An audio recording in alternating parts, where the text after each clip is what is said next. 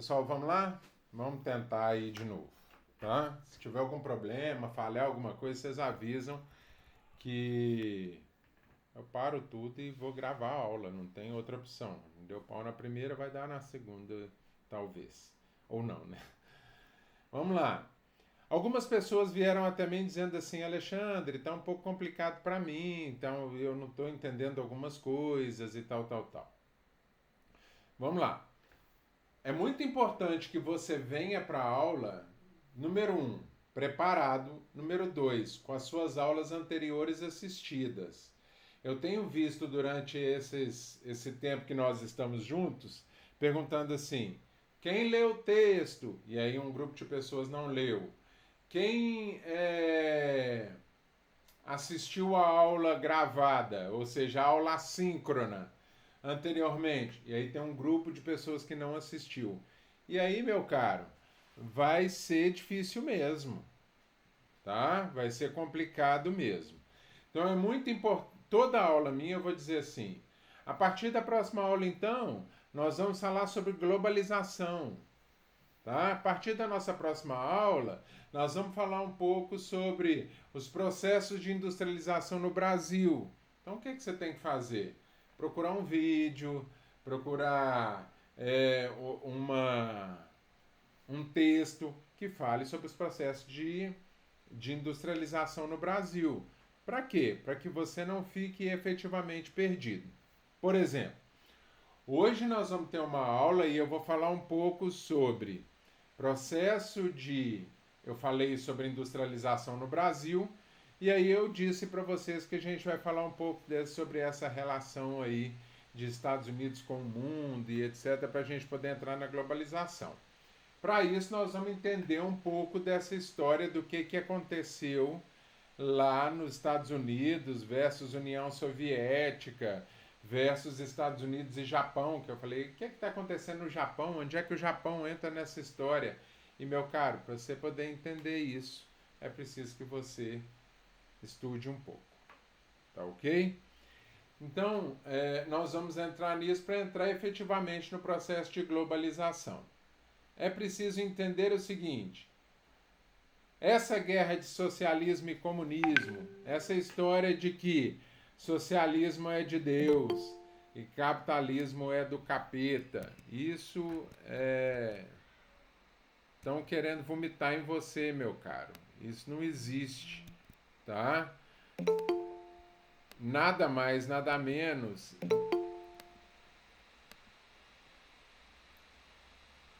Nada mais, nada menos. Ai, gente, o Nicolas está colocando aqui que tem aluno querendo entrar dentro de sala de aula. Tem que pedir permissão. Se não deu certo, pedir de novo. Que é só o que aparece na tela aqui que eu consigo autorizar. Tá ok? Então, pessoal, eu queria, na verdade, se tivesse assim, ó,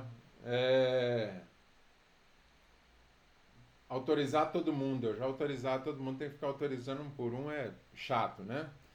Então vamos lá, pessoal.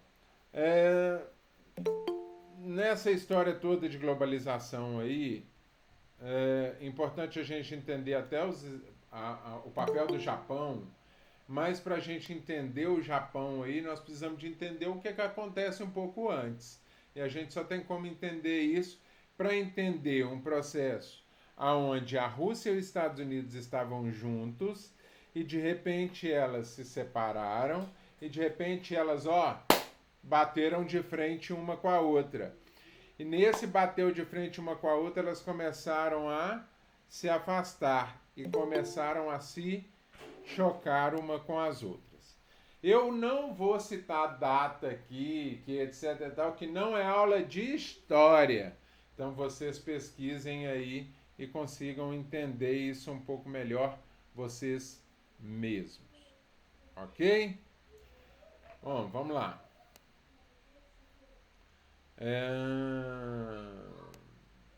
Vamos ao slide. Então, globalização e seus fluxos. Nós vamos falar sobre globalização, mas nós vamos voltar na industrialização, tá ok? Então, a primeira coisa que eu quero que você faça essa semana aí para a aula de geografia é, professor, o que é globalização? Como eu estou te dizendo, existem múltiplos conceitos. Eu quero que você pesquise os conceitos de globalização e que você leia sobre isso, assista sobre isso, escreva sobre isso, pensando o que há de similar e o que há de conflito nessas ideias, nesses conceitos de globalização.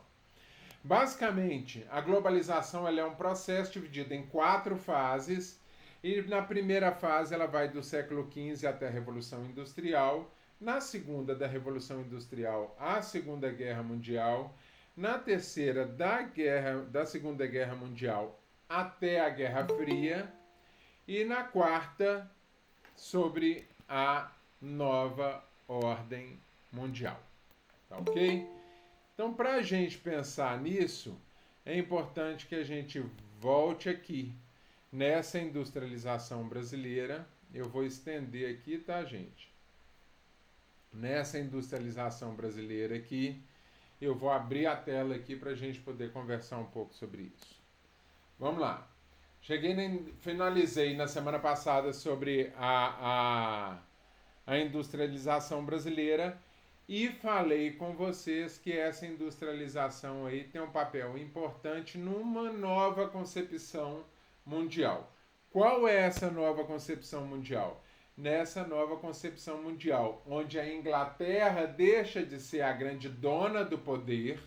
Lembre-se que a Inglaterra tem um grande papel bélico, ou seja, ela tem uma grande força de tropas e de navegação.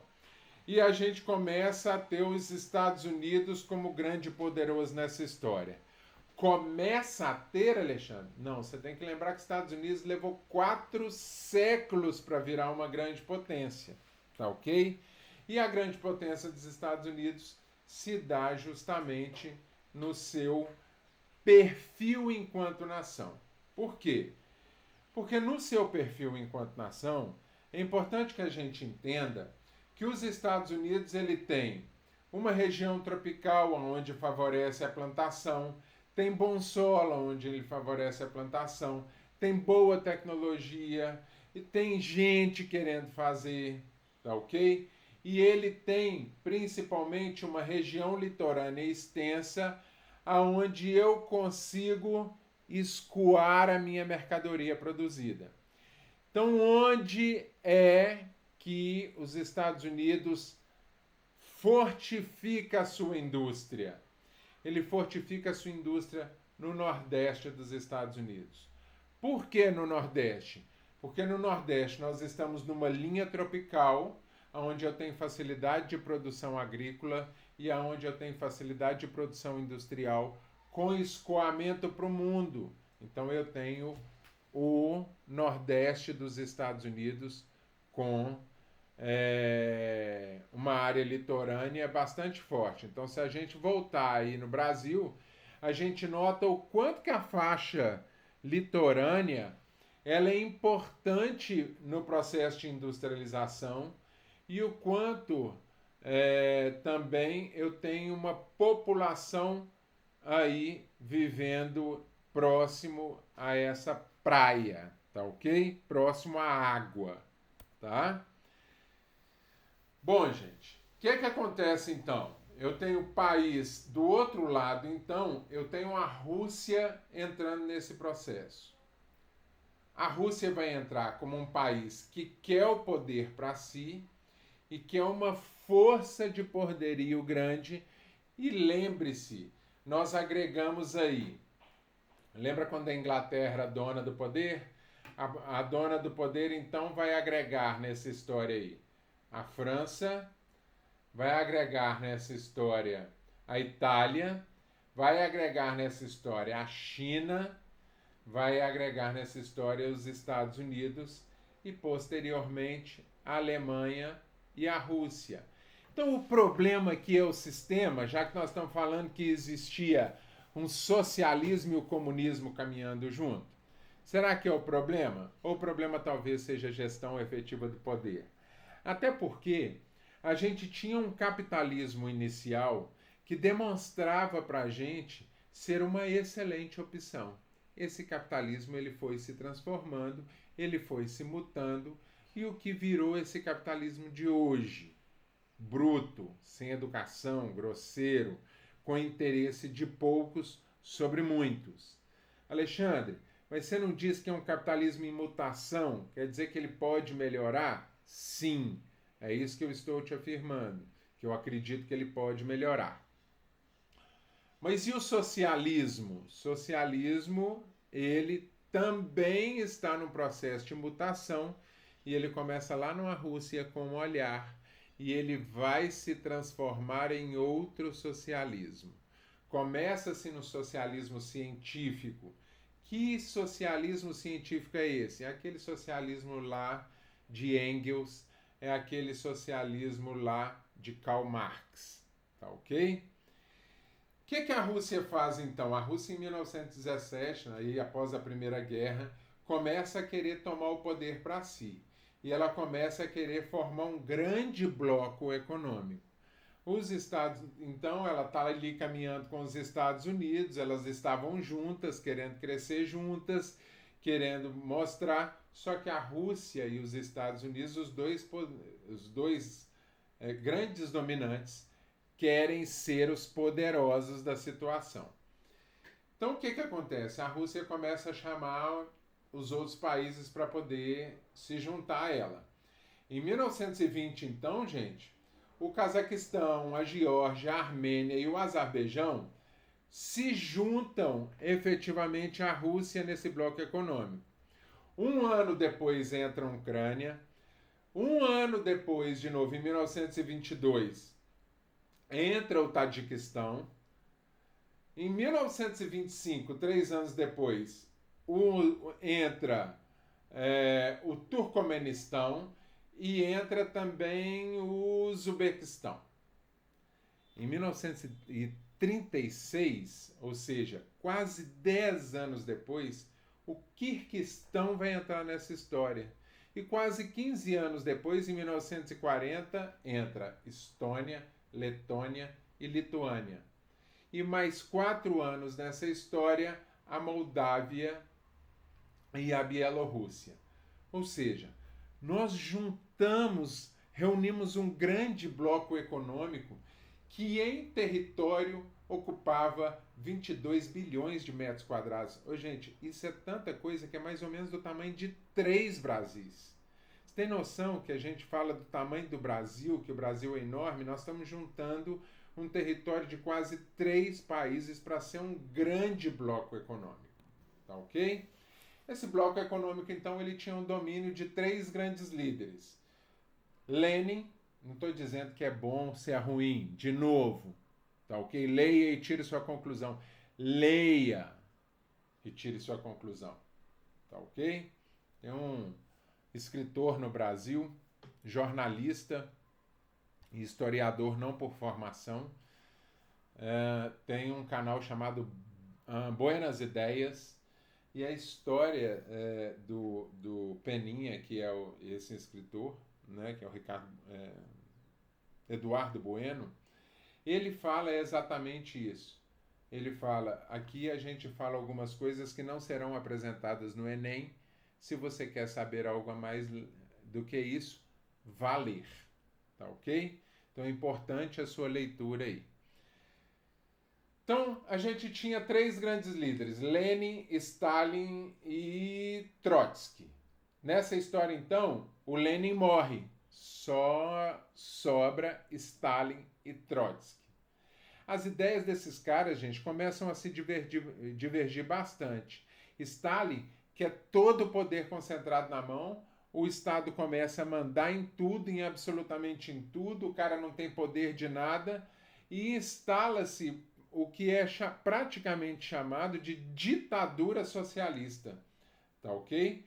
Nessa história toda, então, o Trotsky já não está muito a favor disso. E o Trotsky é meio que expulso. Ele foge dessa União Soviética e vai parar lá no México. E aí diz que ele morre envenenado. Ó, galera. Então, até hoje, pesquisando quem mandou matar Trotsky. Será que é difícil de responder isso? ele vai ser morto no México, então, por envenenamento.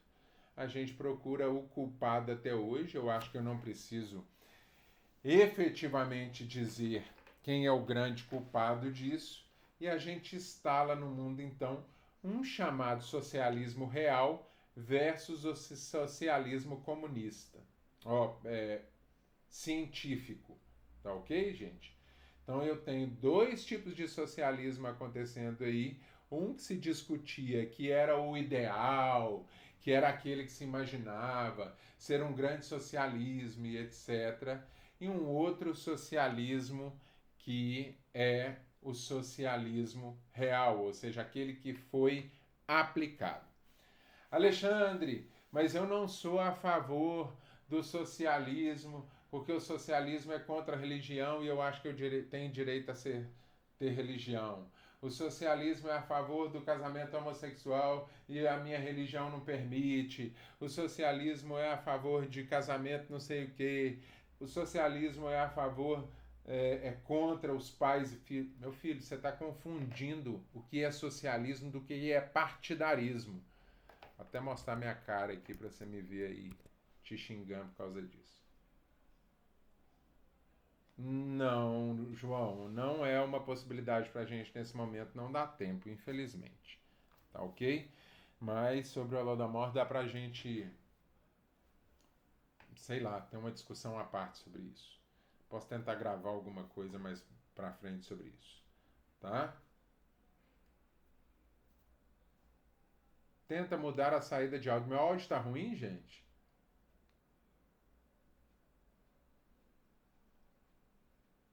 Não, tá bom. Então, nessa história toda, gente, deixa eu contar um negócio para vocês. Vocês têm que parar de confundir socialismo, comunismo e capitalismo com direita e esquerda na América Latina. São coisas totalmente diferentes, tá ok? E aí eu vou te fazer pensar nisso, não deveria fazer parte dessa aula, mas vou pensar nisso aqui. Para os que são a favor e contra e dizem que isso é a favor e contra. Os dois países que talvez tenham maior influência e uma maior liberação do casamento homossexual no mundo, os Estados Unidos e a Inglaterra. E aí você fala comigo, mas esses são os dois maiores países representantes do capitalismo no mundo. Ora, então a discussão sobre a liberação do casamento homossexual não é efetivamente de um sistema econômico, ela é de um sistema político defendido na Europa pelo capitalismo. Vou aqui repetir, olha para mim aqui, ó. Não tem papo aqui de ser a favor ou ser contra. Estou falando sobre uma temática, deixa de ser bobo, tá ok? Fica atento no que eu estou conversando com você. Para de tentar botar na sua cabeça que eu estou tentando discriminar alguma coisa. Tá ok? Só presta atenção no que eu estou falando, que é para a sua felicidade. Então, nessa história toda, o que acontece? Eu tenho a defesa do direito LGBT, aumente, ajude nas siglas aí para mim, gente, LGBTS, cada dia a letra aumenta mais. Nos mundos capitalistas, elas são muito mais fortes do que nos socialistas. Alexandre, mas quem defende isso no Brasil é a esquerda. Então ela é partidarista. Se nos Estados Unidos, na Inglaterra e na França, que são os países de maior intensificação capitalista do mundo, isso é muito bem resolvido lá, e na Argentina e no Brasil e no Chile, quem defende isso é a esquerda, não tem nada a ver com o sistema econômico, tem a ver com o sistema partidarista. No Brasil, na Argentina e no Chile, quem decidiu defender essas causas são os países de esquerda. Na Inglaterra, nos Estados Unidos e na França, quem decidiu defender essas causas foram os movimentos liberais e neoliberais. Então, meu caro, para de achar que isso é uma questão de sistema, de esquerda ou de direita. de socialismo e de comunismo. Essa é uma questão partidarista. Diga amém se você entendeu aí, gente.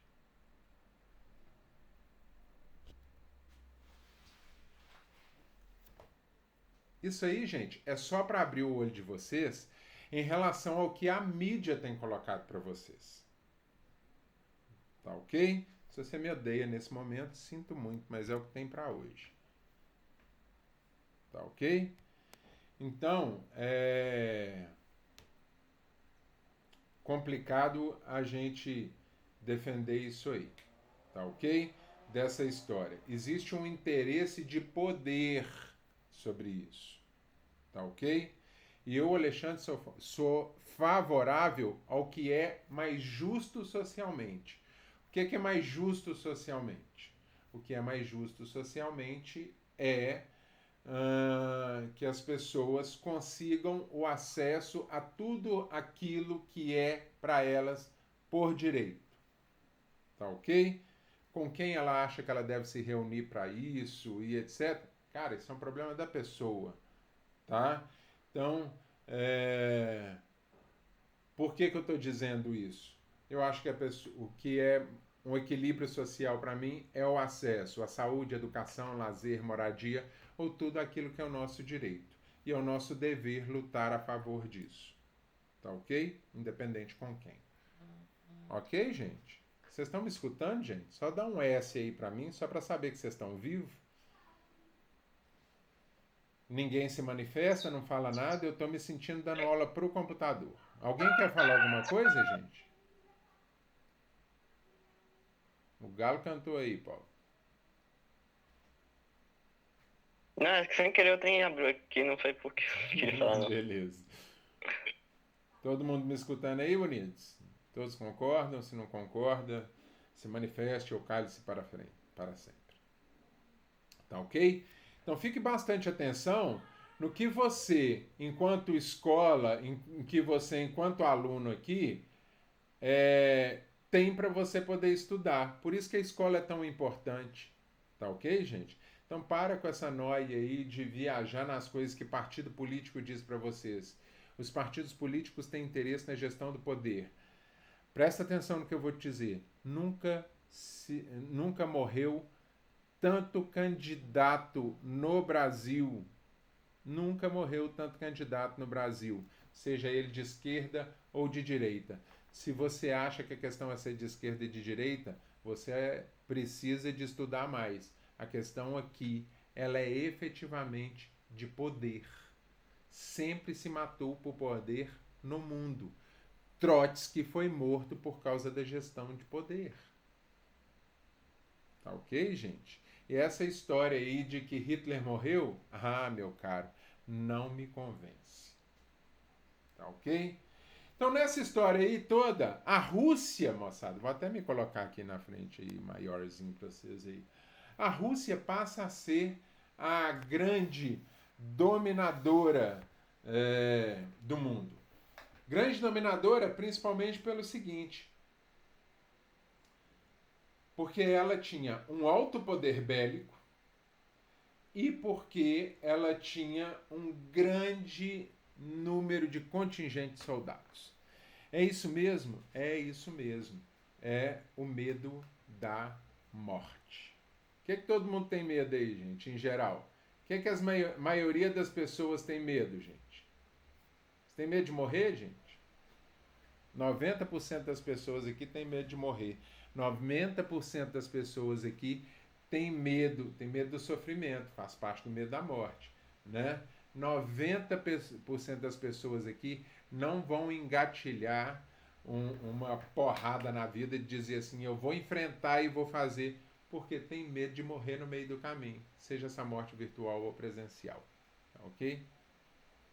Aula online ano que vem, eu tenho medo da aula online, eu não tenho medo da aula online não, tá? Então, pessoal, se você... acho que ano que vem vai ser assim, Matheus, clica aqui, vai ser tão automático para vocês isso, que na aula ao vivo o cara vai mandar clicar aqui e seguir ele no Instagram. Então, gente, Todo mundo tem de alguma forma esse medo. E lógico, na guerra, quem mata mais ganha a guerra. Quem perde, perde o poder. Tá ok, gente? Então o que acontece nessa história então? A Rússia tem um grande poder, só para vocês terem a noção, gente. A Rússia reuniu um contingente de 1 milhão de soldados. 1 milhão de soldados. Isso é gente para matar com pau, né? E aí a Rússia e os Estados Unidos também criaram um grande poder bélico. Só que ninguém sabia exatamente quem tinha o quê. Tá ok? Quando os Estados Unidos diz que foi atrás de Bin Laden, porque Bin Laden tinha bombas guardadas, o maior medo dos Estados Unidos é que os Emirados Árabes resolvam se armar de verdade. Por quê? Porque quem se arma, quem gesta medo, gesta poder. Ok, gente? Então fiquem bastante atentos aí. Bom, então o que aconteceu nessa história, gente? Os Estados Unidos fortificaram a sua indústria no norte. Vou voltar lá no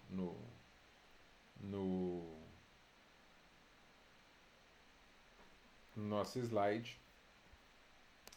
Os Estados Unidos fortificaram aí no norte e começaram a criar um poder sobre o mundo, fomentando então, através do Tratado Truman, eles começaram a efetivar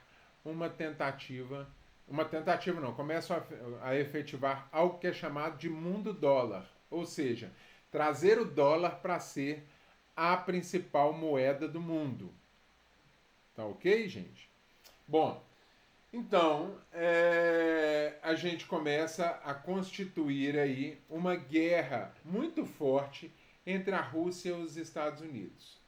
Nesse momento, os Estados Unidos aí começam a criar um mercado de parcerias internacionais, dizendo assim, aqueles que estiverem com a gente, vamos de novo aí, aqueles que estiverem com a gente vão poder usufruir do melhor que a Terra pode dar. Eles vão vender e vão comprar. E nós vamos vender e comprar um dos outros. Tá, gente? E aí, a Rússia diz assim, não, isso não vai dar certo. Vocês não vão ter essa pompa toda. O que está acontecendo na Alemanha, então? A Alemanha começa a se dividir nessa história. Tá, gente? Há um rachar da Alemanha aí. Uma parte dessa Alemanha vira comunista, outra parte dessa Alemanha vira capitalista e nasce então um muro que vai dividir essa Alemanha.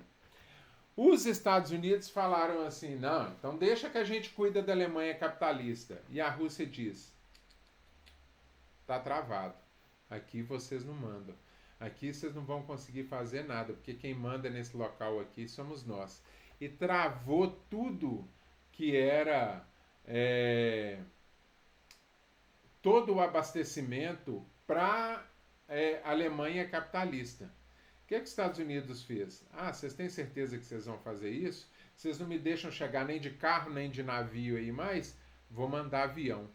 Montou uma tropa de aviões, né, um agrupamento de aviões, e a cada 10 segundos levantava um voo dos Estados Unidos para poder descer na Alemanha Ocidental.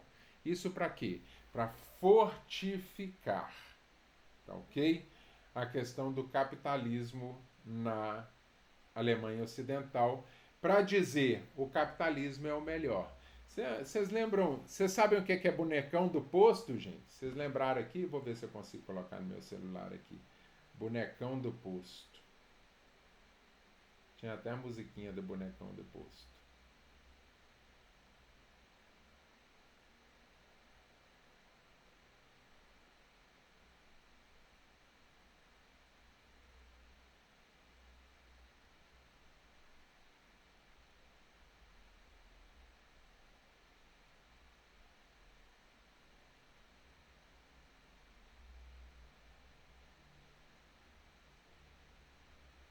Lembra do bonecão do posto, gente?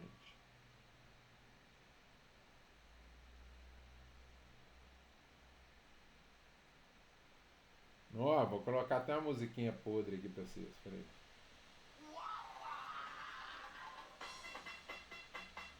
Aí, ó, gente. Bonecão do posto.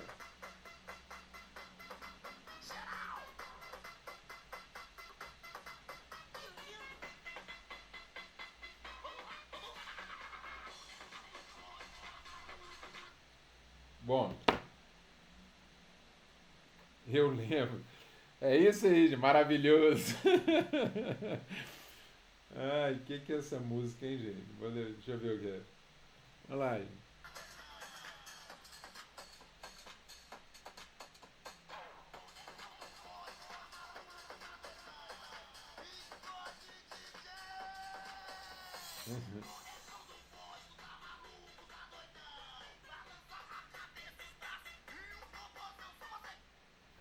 Bonecão do posto tá maluco, tá doidão, balança a cabeça, o braço e o popozão. O que o bonecão do posto fazia pro posto? Chamava atenção. O que os Estados Unidos querem com a Alemanha ocidental? Com a Alemanha capitalista? Chamar a atenção de todo o entorno, dizendo assim: nós é foda. Dizer o capitalismo é o melhor que se tem. Aí vem a Rússia e fecha o cerco contra. O que os Estados Unidos vão fazer? Eles vão fazer uma proposta indecente para o Japão. Opa! Deu bizil aí, gente? Não. Eles vão fazer uma proposta indecente para o Japão. Ô Japão, nós queremos vocês com a gente aqui. A Rússia diz, não, o Japão está aqui do lado, o Japão é nosso. Até esse momento, gente, o Japão não passava de uma grande China. Até esse momento, China no sentido de que o Japão não produzia nada, era agrícola, né? E o Japão, basicamente, o que produzia de indústria era mais ou menos o que se fazia o Paraguai hoje, vendia produto paraguaio. Que era um produto ruim nesse período? O Japão. Alexandre, você tá doido? É isso mesmo? O Japão fez esse histórico aí? Sim, o Japão fez esse histórico aí. E os Estados Unidos queriam. Pediram posicionamento para o Japão. O Japão falou, não, tem posicionamento não. Nós não tem posicionamento nenhum. E aí ele pegou e falou, queremos o posicionamento. Ele falou, não, queremos o posicionamento. Não, não quero. E aí o que aconteceu? Ele virou para o presidente da Rússia e falou, ou o Japão tem um posicionamento, ou nós vamos mostrar a realidade no nosso poder bélico para vocês. E aí ele falou, vai lá, mostra o poder bélico. Ele não acreditou. O que o Japão fez? No dia 6 de agosto, 3 dias depois, no dia 9, nota que não tem arrependimento nessa história. Ele atacou um dia e 3 dias depois da desgraça ele ataca de novo. E depois dá a desculpa que foi por causa de Pearl Harbor, por causa de por causa de um ataque do Japão aos Estados Unidos. Mentira. Tá ok? E aí o que ele faz? Vai lá e ataca o Japão com Hiroshima e Nagasaki. Tá ok? Não quer se posicionar. Exatamente. Pearl Harbor. Professor. Pearl Harbor. Professor, fala licença. Mas Hiroshima e Nagasaki não foi no período da Segunda Guerra Mundial? Lá na frente. Eu tô falando que eu não estou impondo data para vocês, não. Vão lá na frente. Tá ok? Ah, tá. Beleza. Esquece as datas. Estou querendo só fazer você poder compreender a situação aí. Esquece as datas. Depois você vai lá em história e pesquisa as datas dessa parada. Tá ok? O que acontece? O Japão, então, começa efetivamente a se alinhar aos Estados Unidos nessa história.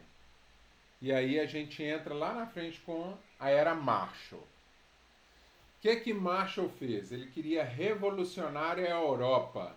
Ele queria fazer com que a Europa fosse seu grande país junto.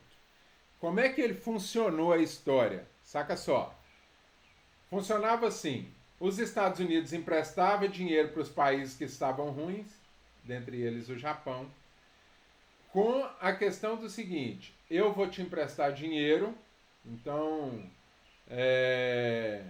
eu vou te emprestar dinheiro e você, o que você vai fazer? Você vai comprar de mim. Só que você compra de mim com lucro. É mais ou menos, gente, o que acontece aí no Bolsa Família. O governo dá dinheiro não, investe dinheiro, empresta dinheiro para o povo vai lá e compra do próprio governo gerando imposto. A geração do imposto é muito mais dinheiro do que se aplica. Então Bolsa Família não é dinheiro dado, Bolsa Família é dinheiro aplicado. Tá ok? Nada mais capitalista do que um Bolsa Família, não tem nada a ver com socialismo. Nada mais capitalista que o Bolsa Família. Depois a gente pode conversar sobre isso, se é que eu já não falei sobre isso. Bom, nessa história em toda, então, o que no plano Marshall acontece, Xará? No plano Marshall, o Japão começa a falar assim, então beleza, vamos fortificar essa história aí. Primeiro, Estados Unidos faz com que os outros países criem uma dívida com ele. Notou aí, gente? Cria uma dívida e uma dependência dos Estados Unidos, fazendo com que os Estados Unidos, cresça. Tá, gente? E o que o Japão faz nessa história? O Japão começa a comprar somente dos Estados Unidos. E os Estados Unidos eram os donos da tecnologia mundial nesse momento. E aí o que o Japão faz? O Japão faz o seguinte: eu preciso de comprar um celular. Na época não existia celular, né, gente? Preciso de comprar uma maquininha, tá? Preciso de comprar uma maquininha. Que essa maquininha é a última geração das maquininhas. O que o Japão fazia? Ao invés de comprar uma, comprava 5. E aí os Estados Unidos olhavam para o Japão e falavam, mas japonês é tudo burro mesmo, né? O cara precisa de comprar uma maquininha comigo, ele me compra 5 maquininhas. Como o japonês é burro. E no pensamento imediatista dele, era isso mesmo. O que o japonês fazia com essa maquininha, gente? Pegava a maquininha que ele precisava, colocava na produção, pegava as outras 4 maquininhas e desmontava para ver como é que a tecnologia funcionava. O que eles começaram a fazer? Começaram a dominar a tecnologia das máquinas e começaram a reduzir, começaram a diminuir e começaram a fazer grandes tecnologias. Fazendo como? Copiando e colando. Tá ok? O que os Estados Unidos queriam exatamente com essa história? Lembra que eu falei do bonecão do posto? Vocês conseguem ver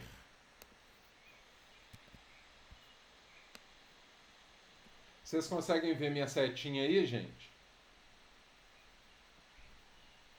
Grandona aí.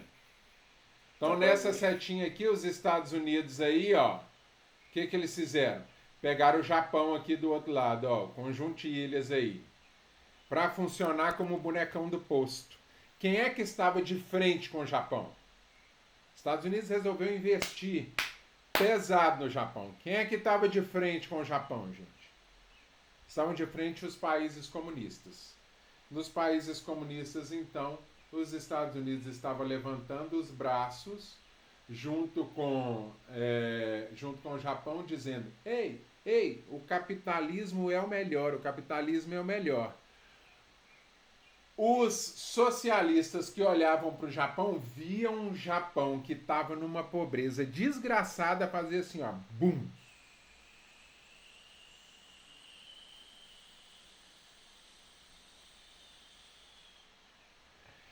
A briga era tanta, eu acabo em 4 minutos. A briga era tanta, que começou a haver uma guerra não só industrial, mas uma guerra tecnológica até para demonstrar que uns eram melhores do que os outros. Dentro dessa guerra tecnológica, a guerra espacial. Surgiu até, gente, anteriormente a isso, a ideia de que o homem foi à Lua. Quem acha que o homem... Alguém aí acha que o homem não foi à Lua, gente?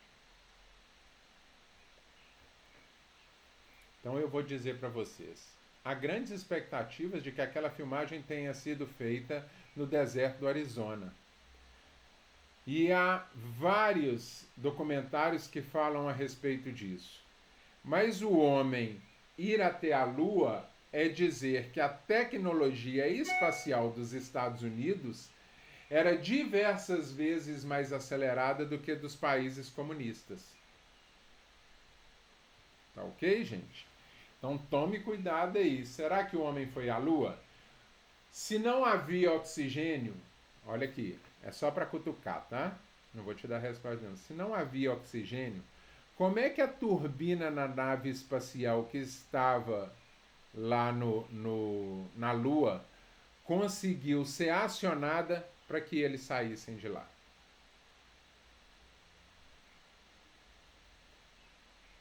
Ela precisava de ter fogo.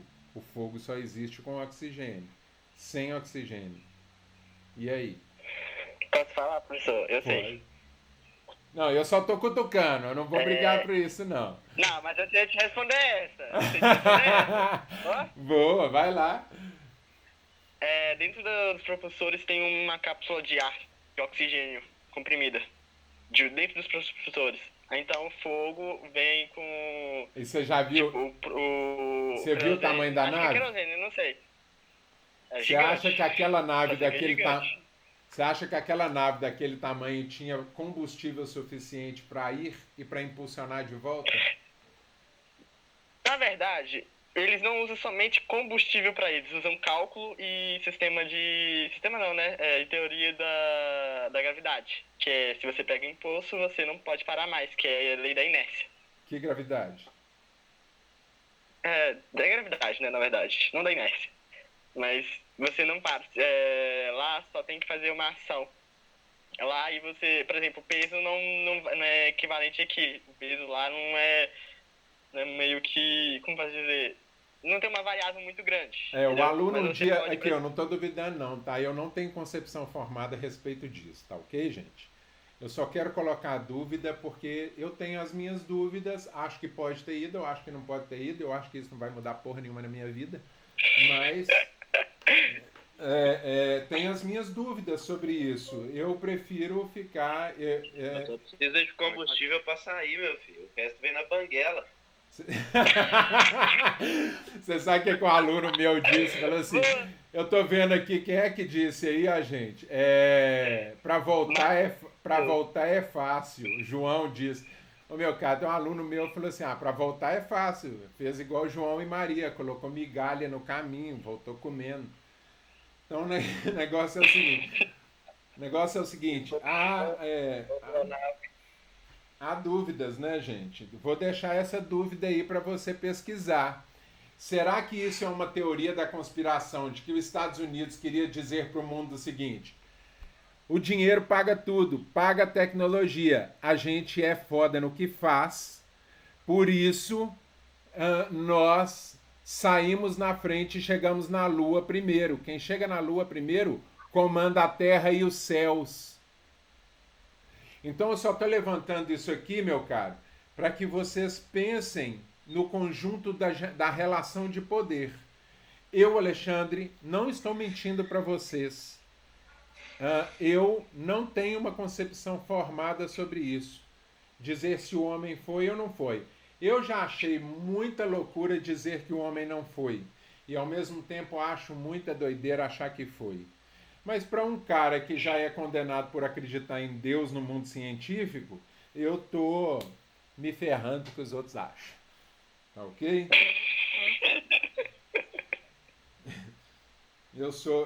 Eu tenho, aqui ó, eu sou um homem liberto. Tá, gente? Eu acredito mais aí a gente. Beleza? Vamos lá. Ô, professor, eu tenho uma pergunta. Se eu puder responder. É a respeito de como o homem foi para a Lua. Como é que um homem entrou na Lua se ela não tem porta? Não, menos, gente. Vamos lá. Pô, azar me... Então vamos lá. Olha aqui, ó, pra gente fechar aí. Bonecão do posto. O que aconteceu do outro lado, gente? Se eu tinha um bonecão do posto que era o Japão se mostrando para a Rússia, para a Alemanha, para a China, dizendo nós pode porque nós é foda. O que acontece na contramão? O que acontece na contramão é que a Rússia começa a patrocinar um comunista do outro lado. Quem é esse comunista? Quem é esse comunista? Cuba.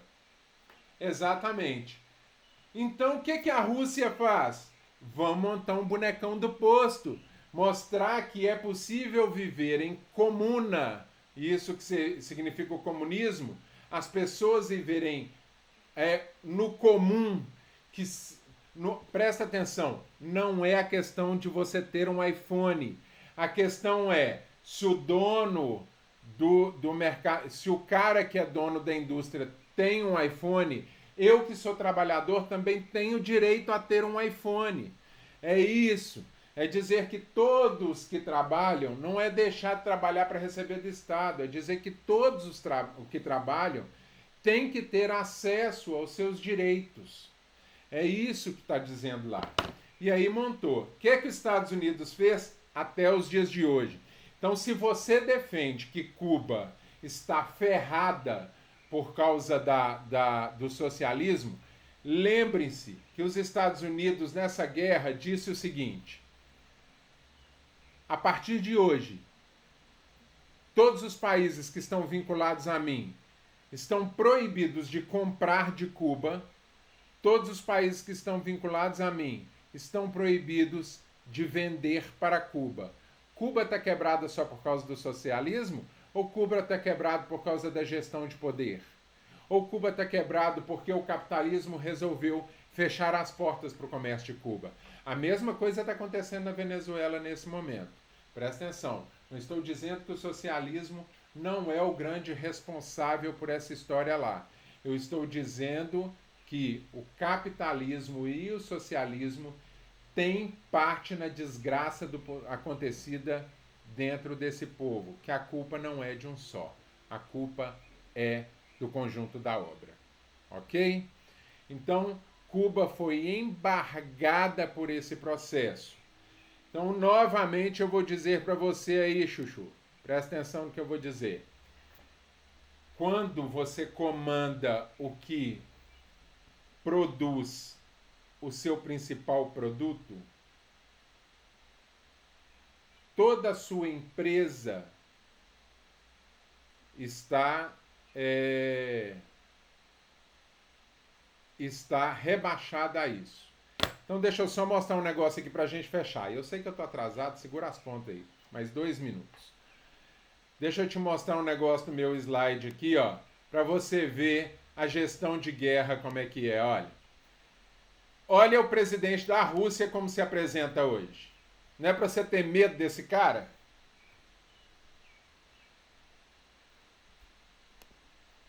Olha aí o presidente dos Estados Unidos. Professor, travou aqui, não tá passando não. Tá não, gente? Não. Espera aí que eu vou compartilhar de novo.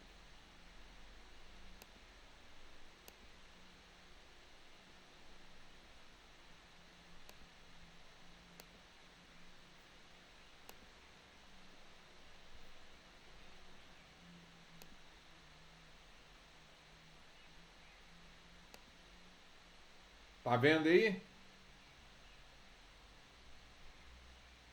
Sim. Sim.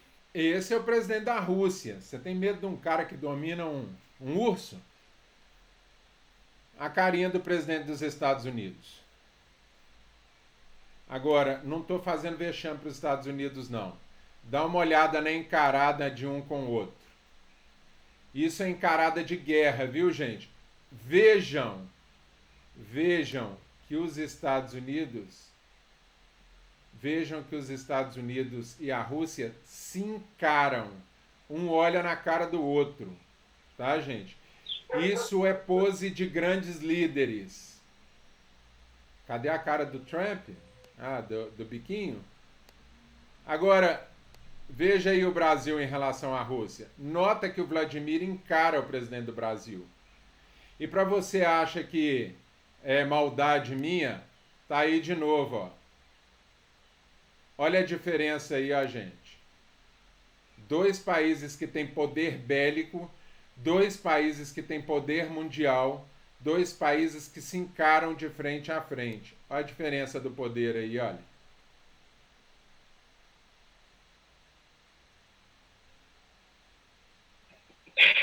Não tem nem como falar. Só decepção. Presta Cara, atenção, não não tô defendendo aqui nada. Estou dizendo a respeito de poder de países e como é a cultura de guerra. Nós brasileiros não temos a cultura de guerra. Apesar do Bolsonaro ser um capitão, né, ou ter sido um capitão, ele não tem postura de liderança de guerra nessa história. Por quê? Porque ele reconhece o seu papel internacional. Tá, gente? Não é bobo de encarar um cara com tanto poder, né, como ele. Tá ok, gente? Então não é nada contra nem a favor dizer que o Brasil não. É postura de guerra, postura de poder, gestão de poder. Tá ok? Boa aí, gente? Bom descanso para todos.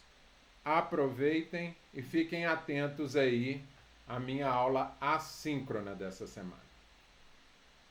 Juízo.